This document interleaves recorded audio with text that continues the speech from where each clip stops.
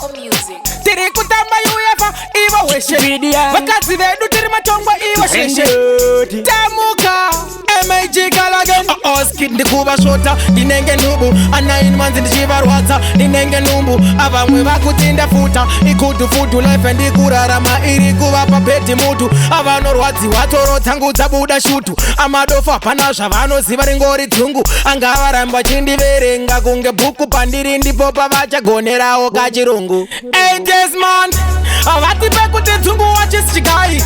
Kopano ndova kongorota kunge dai Amumwe wavo ndomupanya kuita kunge zai Avano tino akaona takuita ndai Awayose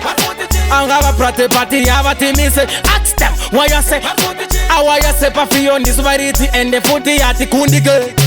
Vakakanda tete yangu mumatope nikabuda ndachena I'm now clean kunge mvura inonaya Havachatibata tarisa kwa taba Mwari vatiblesa Chaninoita mwari ndivo vanoziva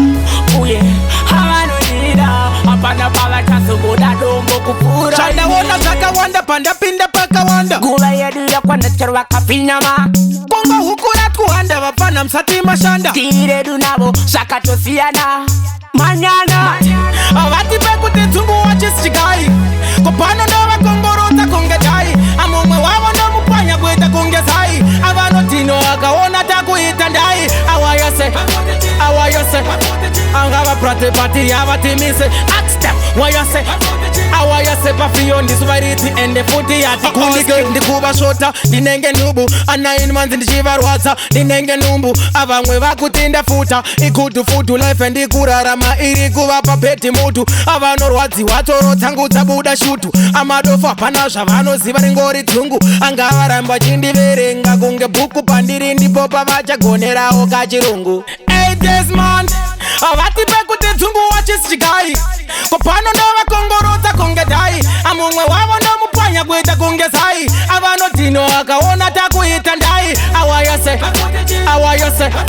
Angava prate pati avatimise Ask them wayose Awayose pafiyo ndisuvariti ende futi yati kundike Awayose Angava prate pati avatimise Ask them wayose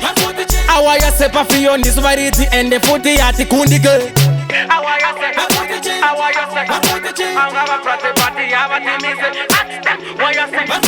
Awayose pafiyo ndisuvariti ende futi yati kundike Awayose Angava prate pati avatimise Ask them wayose Awayose pafiyo ndisuvariti ende futi yati kundike